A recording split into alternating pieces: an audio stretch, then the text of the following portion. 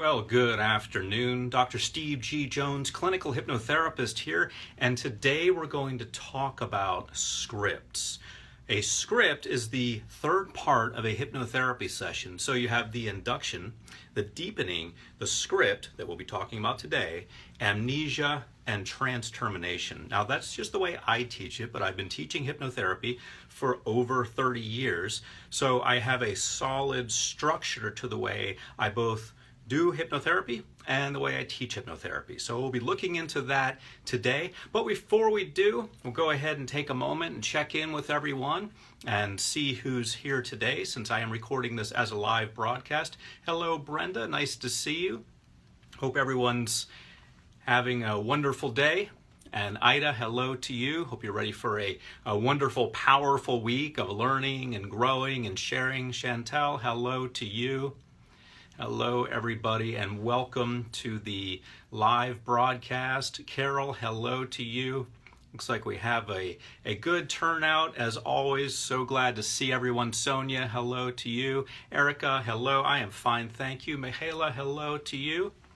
Nice to see everyone here. Monica, hello to you. Donka, hello. Great to see some familiar faces and some new ones. Rudy, hello to you. Welcome, everyone. And today, Ida, hello. All right. Aliska, hello. And Ida says, been looking forward to it. Awesome. The script that we'll be talking about today is the central part of the hypnotherapy session. So that's the whole reason that we're doing the hypnotherapy, to get to the script. We want to deliver that message, sort of like when a speaker stands up and beforehand they may say some formalities, hello everyone, welcome, they may tell a joke or two, and then they get to what they want to deliver, and then they wrap it up. Well, the part they want to deliver would be similar to the script. That's why they're doing it. So hello everyone. Let me scroll back a little bit to say some hellos before we get rolling. Gabby, hello. Radhika, hello. Marley, hello. Katarina, hello. Michelle, hello. Lucinda, hello. Melinda, Aliska, hello, everyone. June Ann, May, Jeff, hello. Good afternoon. Good to see everyone here. Karen, hello to you. And Miss Rowley, great to see you. All right, so Yasmin, hello. So let's go ahead and jump in. If you are just joining and you're watching me on Facebook, go ahead and click the button up here that will allow you to be notified when I'm doing another broadcast. So you'll be notified when the other two parts of this come up. I'm talking about the 5-part session to a hypnotherapy process, and you'll be notified. You may be wondering, when's he going to come on next? Well, I strive for doing these Monday, Wednesday, and Friday, but the times vary based on my schedule. So if you go ahead and click on the link that should be up there, you'll get notified when I am on next. And if you haven't already, go ahead and like this and share this. Even if you've liked and shared other videos, if you wouldn't mind, go ahead and like this and share this one, because it's a brand new video and we want to get the word out there. So let's go ahead and get started. What is a script? Well, as I mentioned at the top of the broadcast, a script is the third part of a 5-part hypnotherapy session. Again, consisting of the script that we already the induction that we already talked about. Script will be today. So the induction that we already talked about, and if you missed that broadcast, you can search for it on Facebook and find it. Just if there's a way to search on Facebook, you can just look on my fan page and scroll back, and you'll find it where I talked about the induction. That was the first part of the hypnosis session. Today we're talking about the script, the third part. So the induction, where we induce hypnosis, we get them into hypnosis. And if you think about it like surgery, which I think is a great metaphor for hypnotherapy, the induction will be similar to maybe making an incision. Let's say we're doing heart surgery. The induction will be similar to making an incision. So we're making an incision. The deepening might be similar to intensifying that, so we are opening up the patient then. We're opening up, we are furthering what we've done in the incision, which is similar to the induction. With the deepening, we're furthering that, but we still haven't done anything for the patient. I mean, really, when you think about it, what's the point of making an incision and opening the chest cavity if you're just going to close them back up again? So without the script, which is where the action happens, we're making the change, In heart surgery, it might be a bypass or removing something or replacing the heart altogether, very similar to what we're doing in hypnotherapy. In the script, we are changing something about the client, also referred to the patient, sometimes referred to as the subject when it's more of an experimental or a demonstration type situation. We may refer to the person as the subject, but in a professional setting where a client is coming for a hypnotherapy session, they're paying money, we refer to them as the patient or the client. And some states in the United States regulate that, I believe, concerning what you can call them and what you can call yourself. In fact, in some states in the United States, you're not allowed to call yourself a hypnotherapist unless you're otherwise qualified, which I am not. I am not a licensed therapist. I am not a PhD psychologist or a psychiatrist. My doctorate, my EDD, my educational doctorate, is in just that, education. And specifically, it's in educational administration. So I'm trained, actually, to be a university president, the president of a university. That's the training that I went through. And I use that to oversee all of my certification programs and to understand how people learn and how to organize the learning and how to develop the programs in such a way that it makes sense. And if we do at some point get some sort of national regulation on hypnotherapy in the United States, I will be well suited to then step in as the person who is responsible for making sure that those regulations are properly used so that we can have proper training that's in compliance. We don't have that yet, but someday I suspect we will. Think about it. Acupuncturists have that, chiropractors have that, and someday I believe that hypnotherapists will. But right now we're kind of like vitamins in a sense, or supplements. Vitamins and supplements are not regulated by the FDA.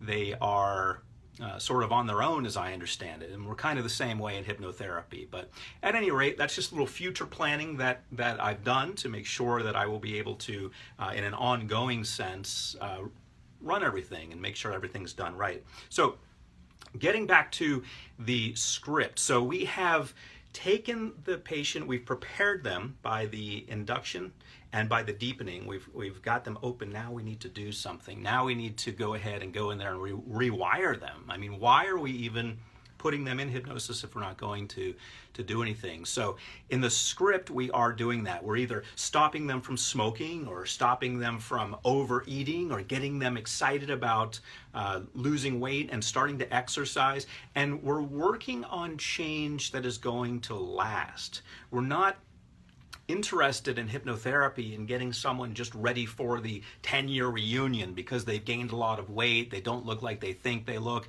they think everyone is going to look wonderful. Of course, they're in for a big surprise because a lot of people let themselves go and they come back to the 10 and 20 and 30-year reunion. But, you know, that anxiety that comes into play, and some people want a short-term fix. That's not what we're up to in hypnotherapy. We're up to long-term change. Now, does that mean we're going to get it? No. It doesn't mean that we're going to get it all the time, but that's what we strive for.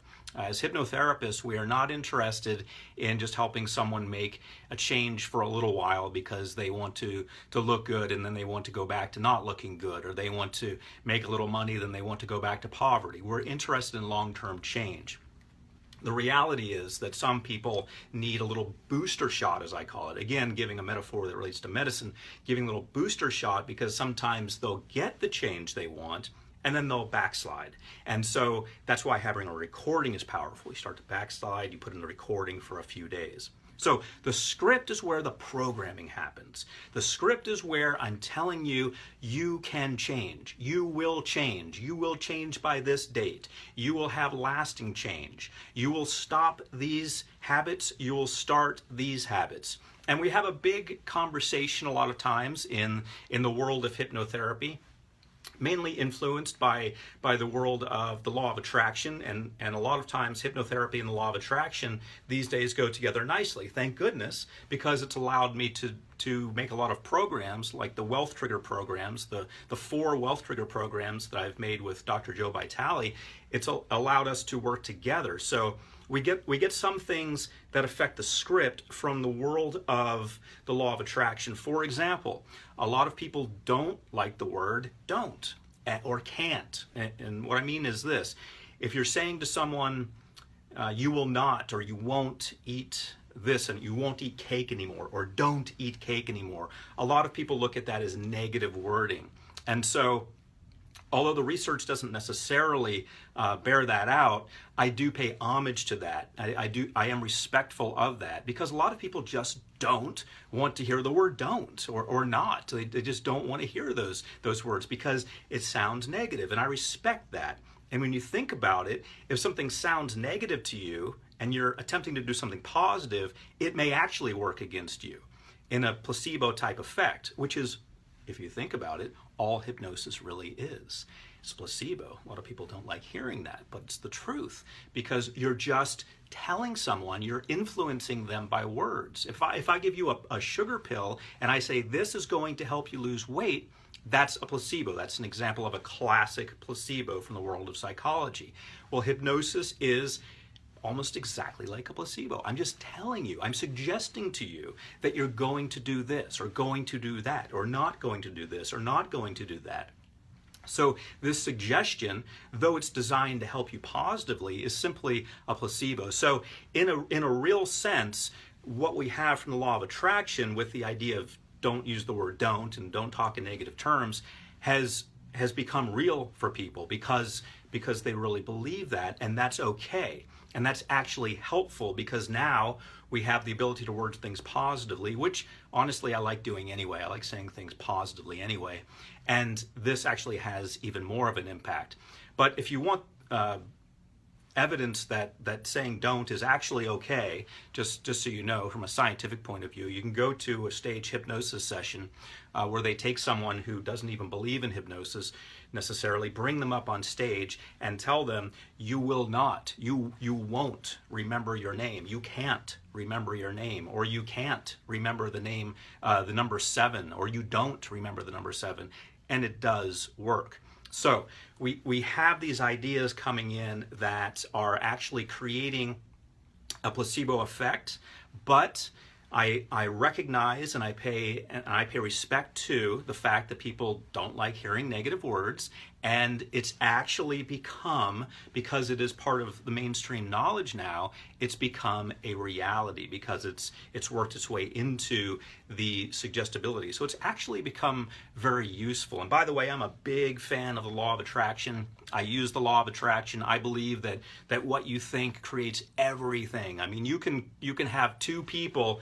who have the same exact, or twins who have the same amount of money, same amount of education, had the same parents, had the same upbringing, had the same experiences essentially, and you can have one who decides they're going to believe in themselves and believe in the law of attraction and believe that their thoughts create their reality, and one who thinks, it doesn't matter what I think, it doesn't matter who I hang around, it doesn't matter, what kind of things I tell myself. And I guarantee you, the person who thinks positively is going to do better. They're going to have more success, and they're also going to have far more interesting and exciting and forward-moving friends. So I'm a big fan of the law of attraction.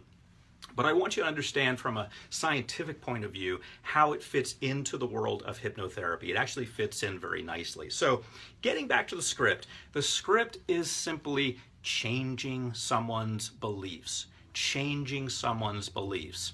And Lucine has said, not so fast, please. So I'm going to slow down my talk here for those who are not native speakers of English. And I'm going to speak a little bit more slowly now. Thank you for the reminder. I get very excited about this, especially the script, because if you think about it, it's almost like magic. It's an ability for someone to say something to you, or for you to just listen to something and change your entire life. If you think about it, Tony Robbins uses this illustration. He probably got it from someone else, but I like it very much. If you think about it, if a plane is heading in a direction, let's say it's flying from New York to San Diego, and if they change course just a little bit, just 1 degree, and planes change course all the time because of weather and having to go certain routes and stuff, and sometimes they actually fly like this instead of this. But I'm saying if in an ideal world a plane were to fly straight and they were to instead change it just 1 degree, and they think, well, it's just 1 degree, how much difference can it make? They will be way off target. They will miss San Diego completely by miles and miles. Someone may be able to do the math. Someone who's great at 8th grade geometry may be able to do the math here, but they will miss it by a lot, by a long shot, just by changing directions 1%. So if you change the direction of your life just by 1%, just a little change. I mean, recently I made a change where I just eliminated a lot of carbs from my life, and I lost 25 pounds, almost 30 now. By the way, I go back to my dietitian today to get my pat on the back. And good job, Steve, and here's what's next. So if you just change your life by a little bit, you're going to make a huge difference. That's why I get excited about the script. That's why I get excited about hypnosis, because it's so simple and it's so powerful. It's kind of like the advice of Warren Buffett. It sounds like something that's so simple, but if you follow it, it's so powerful. If you follow what smart people tell you to do, smart and experienced people, you get tremendous results. And if you change your life by just a little bit, by a result of following that advice, you get tremendous results. It can make the difference between you ending up in the wrong city, or potentially the wrong country or state, and you ending up where you want to be. That 1% change, that little bit of change. So that's how important the script is. That's why I'm excited about it. That's why I want to share it with you. And so a little bit more about the script, and I'm going to take your questions. And I see some people have been putting in questions and comments, and I like that. But after I'm done with my information about the script, go ahead and ask your question, even if you already did. That'll save me from scrolling back. And so just to wrap up our discussion on the script, it's the part that comes after the induction, after the deepening, and then we have the script. Induction is kind of like opening the patient, if we're looking at it as open heart surgery. Making the incision, that would be the induction. Opening the chest cavity, that would be the deepening. The script is where we're doing the change. We're stopping them from smoking. In heart surgery, it would be perhaps replacing the heart, perhaps putting in an artificial heart, perhaps doing a bypass, perhaps just removing some horrible things that have gathered up because of poor eating habits over the years. And by the way, if you're making poor eating habits over the years, that is a potential future reality for you. So I encourage you to stop eating all that nonsense if you're doing that, because you do not want to end up living this scenario and having things removed from your heart. Why do that to yourself? Why abuse your temple, your body like that? Why do that? Treat yourself right. Treat yourself like you expect other people to treat you, and vice versa. Treat them right too. So you are doing something that's going to cause change. That's the script. Stopping someone from smoking, stopping them from overeating, getting them so they're not afraid to fly in airplanes, getting them so that they're motivated, getting them so that they're confident, getting them on track, getting them to finish things. You know, finishing things has been the biggest part of my life. Finishing my bachelor's degree, my master's degree, my specialist degree, my doctorate, finishing. That takes a lot of endurance. I mean, that's the kind of stuff that marathon runners are made of. So I consider myself a marathon runner. But anyone can have this power, because anyone can use hypnosis. So that's the script. The script is where we're just changing people. We're putting positive suggestions in their mind. We're wording it in such a way that it goes down easily, like a medication. And then afterwards, after the script, comes amnesia, where we're scrambling the recollection of that. We'll talk about that next time. And then transtermination, because we've got to bring them back up out of hypnosis after that. So let's go ahead, and that's a basic overview of hypnosis. If you want to learn more about hypnosis or become a hypnotist yourself, you can go to hypnosiscertified.com, hypnosiscertified.com. And if you want it done for you, where I talk and play relaxing music for you in a recording that you can download immediately, go to hypnosisbystevegjones.com. Again, that's hypnosisbystevegjones.com. So those are your resources that will help you. And I'd like to open the floor for questions now and check in with everyone. By the way, if you're just joining, go ahead and subscribe. Go ahead and click the notification so you'll know when I'm on next. Go ahead and like this and share this, please. And let's see your questions. Ida says, what types of things are said in the script? I'm asleep when this part comes on. So a lot of people go into deep hypnosis by the time the script comes on, and whether you're in a light state of hypnosis, alpha, or a deeper state, theta or delta, where you wouldn't be aware, it's fine. You're still getting the suggestion, so don't worry about how deep you are. But the type of things that are said in the script are just positive things, Ida. It depends on what's going on. In a weight loss recording, for example, if it's my weight loss recording, it would be things like, these foods are ineffective for you, you're going to avoid them. These foods are effective for you, like lean protein, vegetables, and so forth. So you're going to gravitate towards those. So it's just the suggestions that you will make a change. If it's overcome fear of flying, I might have you, I do have you in my recording, go through a scenario in which you have a perfect flight. I've yet to have a perfect flight, but in the scenario we want to rehearse that. We want to rehearse everything going perfectly with maybe a little bit of turbulence, and you're okay during it, but you're experiencing it and it's going fine, and you're arriving at your destination and everything's fine, as is the case with probably 99.99% of air travel, because it's so sophisticated now that essentially a computer is flying the plane. It's sort of like we're talking about automating cars now. We already have airplanes automated because air traffic is so sophisticated that computers really have to do a lot of work. The pilot's job is rather minimal at this point. So you are more than likely, 99.999, I imagine it's that or higher, your percentage of being okay. Whereas if you're in a car that you're driving, your odds are actually a lot lower. But still, some people have fear of driving. We want to help them overcome that, because at a certain point, these things just tend to cripple your life, and you don't actually end up living your life at all. You end up staying in your area and not doing much if you're afraid of these things. So we would take you through a scenario of that working out. And thank you for that question, Ida. Ms. Rowley says, for about 3 weeks ago, I lost my appetite and I am eating almost nothing anymore. Okay, so I would definitely see a therapist about that, Ms. Rowley. I would first contact your medical doctor in your area and go see them, and they may refer you to someone else.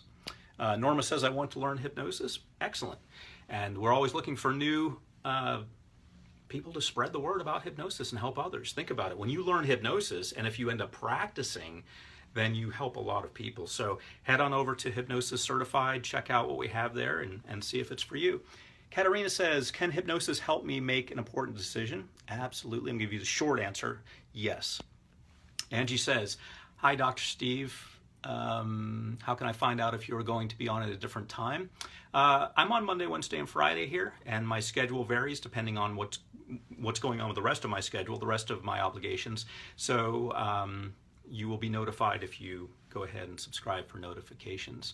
And Jeff says, approximately how much time do you spend with this? Great question. So Jeff is asking about the script. How much time do I spend with the script? And again, just like the induction and deepening, the script is proportionate to those. So sometimes I do a half-hour hypnosis session. Sometimes I do 45 minutes. Sometimes I do an hour. Sometimes in interviews I have to do 15 minutes. The shortest one I've ever done is about 5 minutes. Believe it or not, I've had the whole session, all 5 parts in 5 minutes. I don't like doing that, but that's just sort of like an hors d'oeuvre, a sample. But it'll be proportionate, Jeff, to the rest of everything. So you want to remember the script is where the action's happening. It's really the most important part. Without it, you're not doing hypnotherapy, you're doing hypnosis. Think about it. If you have surgery, you're opening the chest cavity, spreading it. If you don't do anything, you just close them up. Well, that's kind of like hypnosis. It was a good exercise. There may be some benefits to it. It was relaxing, but you didn't change anything about the person. So that's the difference between hypnosis and hypnotherapy. So we want to spend, just like the surgeon would, we want to spend the majority of our time doing our job. We want to change the person. So we would spend the majority of that time in there. So I don't have a hard and fast answer for you, Jeff. but in my 1 hour recordings, for example, I will spend a full half hour just on the script, a full half hour of the hour. So half the time is spent just on the script. The other half of the time is divided among the other 4 parts, the induction and deepening on one end and amnesia and transtermination on the other. Thank you for that question. Jane says hello, hello to you. Carmen says hello, hello to you. Angie says, just wanted to say hi, hello to you. Keith says, you mentioned that some people don't use negative statements. I think that some in the law of attraction community thinks that there is only good, so the subconscious only sees good and don't understand negative words like don't. It only sees the action words like smoking. Okay, and that is a common belief, and I'm not here to engage in any sort of argument about that, because I've seen firsthand where both are valid. For example, Keith, as I've mentioned, I've been to stage hypnosis shows, and I'm not talking about them having a shill in the audience and having, a fake person who comes up and pretends to be in hypnosis. I'm talking about an honest stage hypnosis show where someone comes up who may not even believe in hypnosis. They're just there because they thought it would be a cool thing to do, kind of like going to a movie. They come up, they're told, you can't remember your name, or you won't, or you don't remember the number 7, just give me any random number, and it works. They don't remember it. So that's one side. We know that when you say the word don't, the subconscious mind actually doesn't drop that out as some would think. It doesn't remove that from the understanding. I know that firsthand because I've seen it. However, I also know that a lot of people just don't like negative words. And if you're using negative words with someone who doesn't like them, and if they are somewhat consciously aware, because in alpha you can be somewhat aware, and if you hear those negative words, it's going to work against the session. It's going to work against everything you're attempting to do. So I like to work on the side of odds because I believe that makes more sense. So my current way of doing hypnotherapy, I've been doing it for over 30 years. My current way of doing it, Keith, is I just don't use the negative words because it's become such mainstream information that it's become part of the general belief. And to a large degree, it's become part of my belief. I mean, I just don't like negative words. I don't like hearing them. Why use them? So I eliminate them. And so there's my stance and my understanding on that, Keith. Thank you for mentioning that. And Keith says, I'm certified by you, and I highly recommend your course to all that are listening. Well, thank you, Keith. Not here to plug a course, but if you do want to become certified, that resource for you, because I always want to point you to resources, that resource for you is hypnosiscertified.com. And Yvonne says, what inspires you to write your scripts? Well, the idea that they're going to help people, Yvonne. It's what I do. I help people. I'm a hypnotherapist, and so that's what inspires me to write them. And we spend a lot of time on them. Anytime we're developing a new script, I have, I believe, 235 titles now, somewhere in that neighborhood. And we spent a lot of time on every script and going over every word. And what inspires me is, first of all, it's what I do. And so you just do what you do. I mean, whatever your contribution to the world is, you should do, and you should be excited about that every day of your life. And then I also get inspired by making sure it's done right, and more importantly, Yvonne, knowing the change it's going to make in people's lives. That really inspires me, because I know that hypnosis has really changed my life. My parents took me to a hypnotist when I was 10 years old, and I've been a fan ever since. Okay, Lucine says, can you change someone nice when in the past he or she was a bully? Okay, so here we get into controlling others again. I'm not a big fan of controlling others. I believe that the control we have in this life is ourselves. I mean, even in programs that I created called, if you go to hypnosis2control.com, that's T-O, hypnosis2control.com, that's my conversational hypnosis program.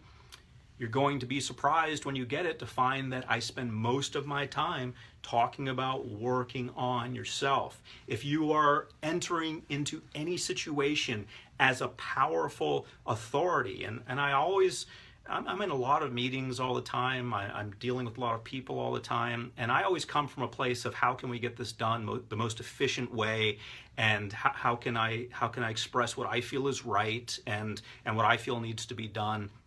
And so I naturally come from a place of power because I believe in what I'm saying. And so when you come from that place of power, and it's all controlled by you, life just goes better for you, and people respect you more. People may not always agree with you, but that's okay. They're not going to agree with you no matter what point of view you have. So you might as well have your own point of view that you really believe in. And that's what the website Hypnosis to, T-O, Hypnosis to Control is all about. And that's what my life is all about. And that's what I believe you should focus on. So I don't really want to entertain that question necessarily, Lucine, because I don't believe in getting people to change. People's change is up to them. If it's a bully, bullying is wrong. We know that. It leads to destructive things. It leads to, people committing suicide when they get bullied. We've seen that a lot lately. But when you think about it, if you're in a situation where you're interacting with others, your control is of yourself. That's the only thing you will ever control in this lifetime. So the sooner we get clear about that, the more easily our life flows, and the sooner we can really start getting things done. But thank you for that question, Lucine. Ms. Rowley says, tomorrow to doctor, now stopped listening to your weight loss. Okay, all right. So my advice always is go to your doctor first before using any of my hypnosis recordings. I even say that at the beginning of the recording. If you do get my recording before going to your doctor, I say it to you. I give you a reminder. I say, before listening to this recording, consult with your doctor. I'm not a doctor. I'm a hypnotherapist. So your doctor should be the one recommending what you do. And in most cases, doctors say, fine, go for it. Why not? Kind of like eating vegetables. It's difficult to overdose on hypnosis. You're probably just going to get benefit from it. Okay.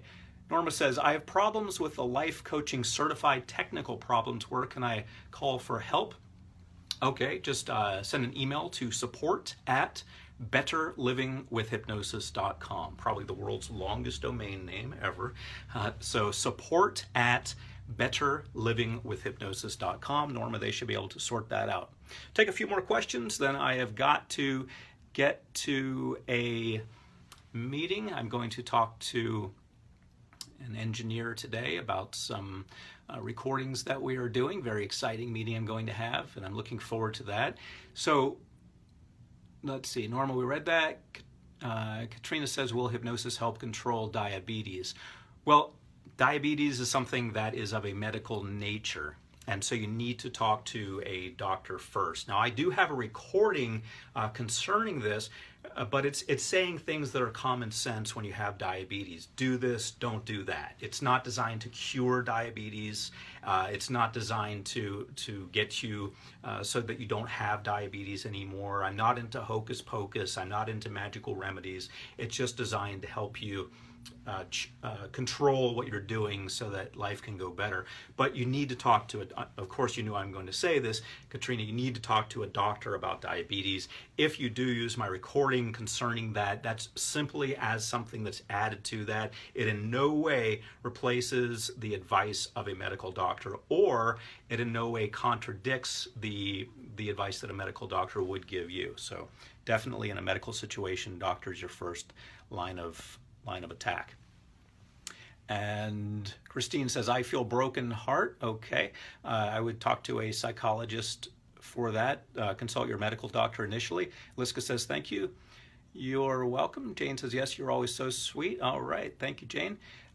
Jonah says, hello, some people use your name and try to contact. I just want to let you know. Yes, we have had a lot of people using my name and creating scams with it and so forth. This has become a big internet situation. So if you do see any of that, report them on Facebook. If anyone tries to get money out of you using my name, please report that to your local authorities, police, FBI, Interpol, whoever you can report that to. Please do that. You'll save my office a lot of trouble in doing the same. All right, and we'll take one more question about scripts before we wrap this up. And I've really enjoyed the interaction. I'm really excited about Monday and people being here on a Monday and people being out in such full force on Monday. All right. Ursula says, but some words are positive or neutral and only for this person negative because of their personal experience in the past. How would you handle this? Okay, so you're talking about a specific situation where we got a person's beliefs and we're drilling down a little bit more deeply about certain words that they like and certain words they don't like. And in hypnotherapy, we're not interested in necessarily what they like and don't like. We're interested in what's effective and what's ineffective. And usually they correlate pretty nicely. What someone likes is effective, what they don't like is ineffective. So Ursula, you're talking about a specific case. So when I have a client who comes to me, I'm going to find out more about them.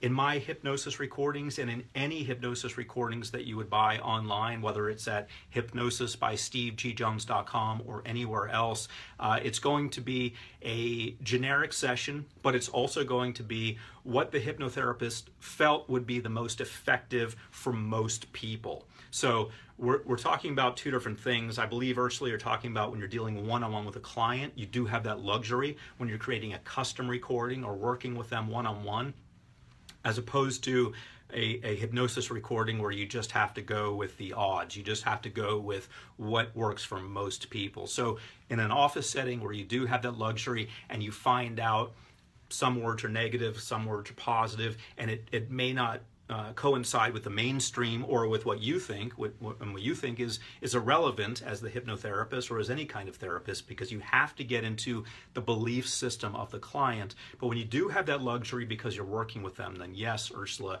you can and should, and you would be doing them a disservice if you didn't take that into consideration. So thank you very much. Thank you everyone for turning out. I know it's Monday, and I'm excited to see the turnout, such a large turnout, such a bunch of happy people, such a bunch of great questions. Thank you. And remember, if you want to go to the point where you are certified, check out hypnosiscertified.com. If you want the work done for you, you can check out hypnosisbystevegjones.com, or you can check both of them out, or you can just go there and sign up for our newsletter. We will, as you know, if you're on any of my newsletter lists, we will be in touch with you and we'll let you know new and cutting edge ideas that I've come up with that we feel can help you. All right. Thank you, everyone. I hope you have a wonderful, wonderful week. I hope you have just whatever you're up to this week. I hope you get it done. I hope it works out for you.